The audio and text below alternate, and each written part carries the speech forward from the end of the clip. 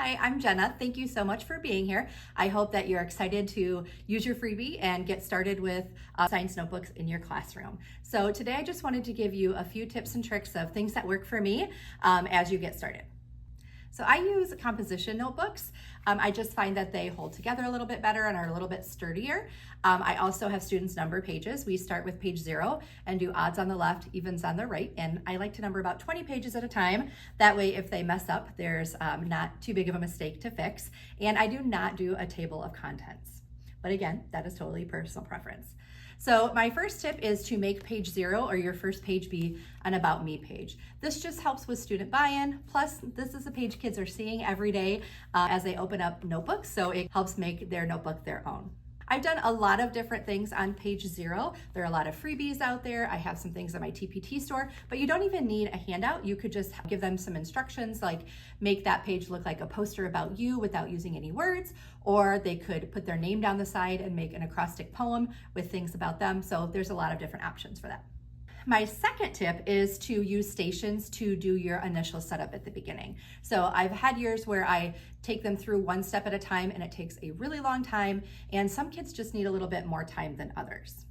Once I have the pages numbered, they can do the stations in any order. One of the stations is always the cover, so you can take that freebie and have students color it and make it their own and personalize it and put it on the front. I like to use rubber cement because that stays really well.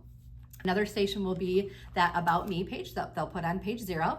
And then the other things at the beginning are just other setup things like expectations, rules. You can put the syllabus there. You can put the essential standards for the semester. There's a lot of things that can go at the beginning, lab safety, that kind of thing. And then I always have them also put in the very first unit page. And so that's also something in your freebie. You can personalize those and put those at the beginning of each unit.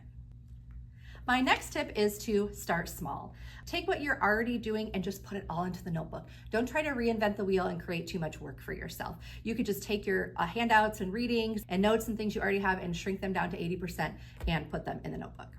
When you're looking at all of the cool things out there for science notebooks, all of the foldables and things, I would just caution you to choose those with intention. Make sure that you are thinking about how much time they're going to take to put into the notebook, because if there's a lot of cutting and taping and gluing, that can take away a lot of learning time.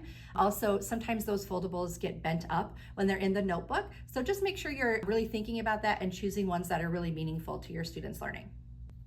And then my last tip is to create a teacher notebook. Now, I don't fill this out with answers. I don't do all the work that the students are doing. I just put everything in here so that I know what goes on each page. If you have a co-teacher or an aide in your class, sometimes they can do this and that can be really helpful. But this is just going to be an important resource for your students. If they're missing a couple of things, they can just take your notebook and see what goes on each page. And also at the end of the year, then you have a notebook to see what you put in there. And again, thank you so much for being here. I hope that these tips and tricks were helpful. And if you ever have any questions, please email me. I read all of my emails and I love to help people out. And good luck with your notebooking journey.